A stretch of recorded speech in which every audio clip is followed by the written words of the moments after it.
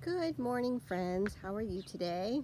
It is Thursday, April the 2nd, and it's a beautiful day outside, so I thought I would come to you from outside today. Hope you're getting a little bit of sunshine, enjoying the day. I was feeling a little sad this morning because I was missing you guys a lot. And I just want you to know it's okay to feel sad if you're missing school and you're missing your friends. That's how I feel today, so I understand. I'm sending you all big hugs because I miss you so much. But I am going to try and enjoy my day, and I'm going to enjoy this beautiful sunshine. And I thought I would read you a really fun book today, continuing on our zoo theme, and it is called Giraffes Can't Dance. And it is by Giles Andreed and Guy Parker Reese. And here is a nice picture of a giraffe who's trying to dance. Do you think giraffes can dance? Giraffes can't dance. Gerald was a tall giraffe whose neck was long and slim, but his knees were awfully crooked and his legs were rather thin. He was very good at standing still and munching shoots off trees, but when he tried to run around, he buckled at the knees.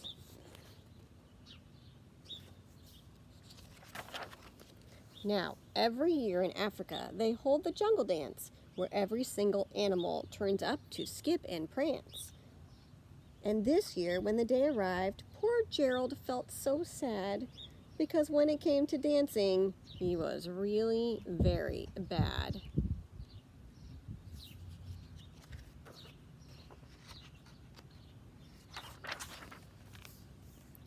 The warthogs started waltzing, and the rhinos rock and rolled. The lions danced a tango that was elegant and bold. The chimps all did a cha-cha with a very Latin feel, and 8 baboons then teamed up for a splendid Scottish reel.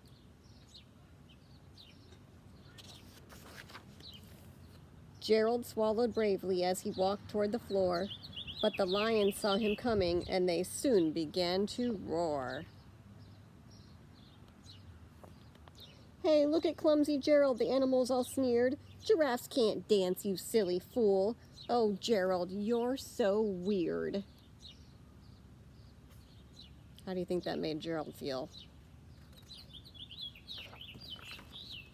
Oh, look at that sad giraffe face.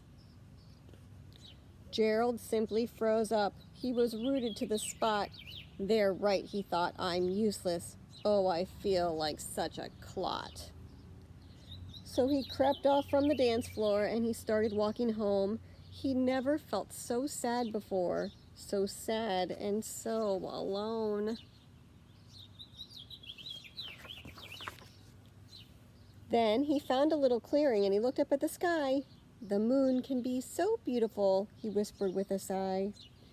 "Excuse me," coughed a cricket, who'd seen Gerald earlier on, "but sometimes when you're different, you just need a different song."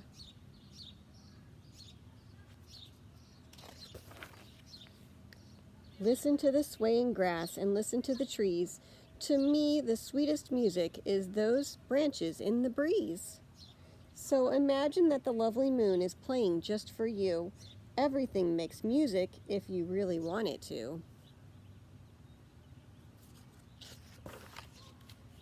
With that, the cricket smiled and picked up his violin. Then Gerald felt his body do the most amazing thing. His hooves had started shuffling, making circles on the ground.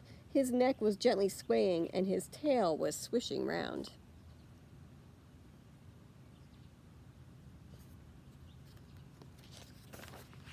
He threw his arms out sideways and swung them everywhere. Then he did a backward somersault and leapt up in the air.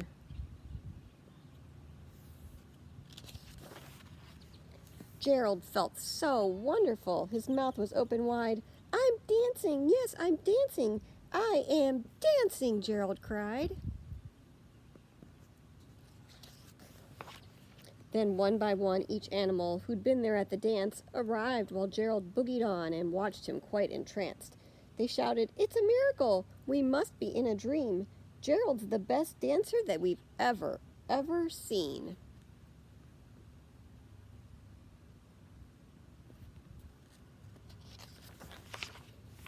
"How did you learn to dance like that? Please, Gerald, tell us now, or how."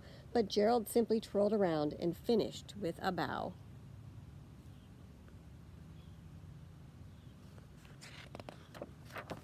Then he raised his head and looked up at the moon and stars above.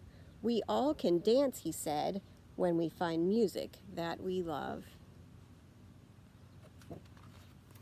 So, what do you think the moral of that story is? Do you remember what a moral is? A moral is like something that we learn from the book, something that maybe the characters were trying to teach us in the story. What do you think about this one? You can think about it and let me know.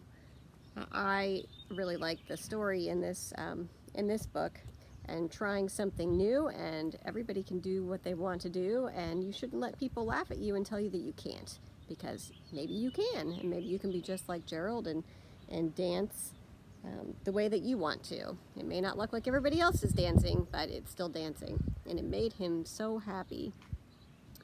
So that was a great story today, and it actually made me feel pretty happy. And I thought today that you could try and draw a picture of some kind of zoo animal, maybe whatever animal is your favorite.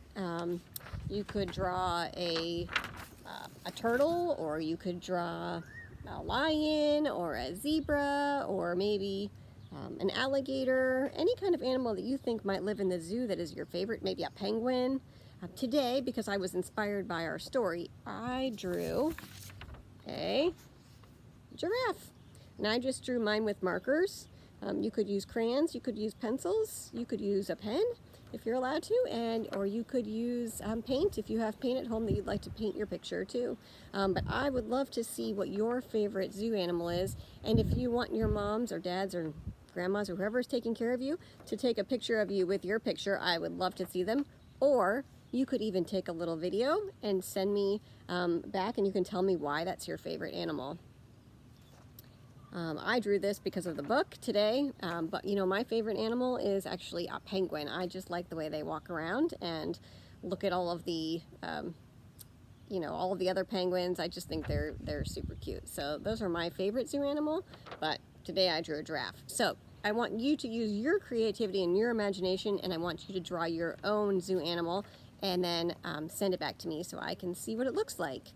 And that's it. I hope you're having a great day. Again, I miss you all so much, and I hope that we will see each other again really soon. Bye.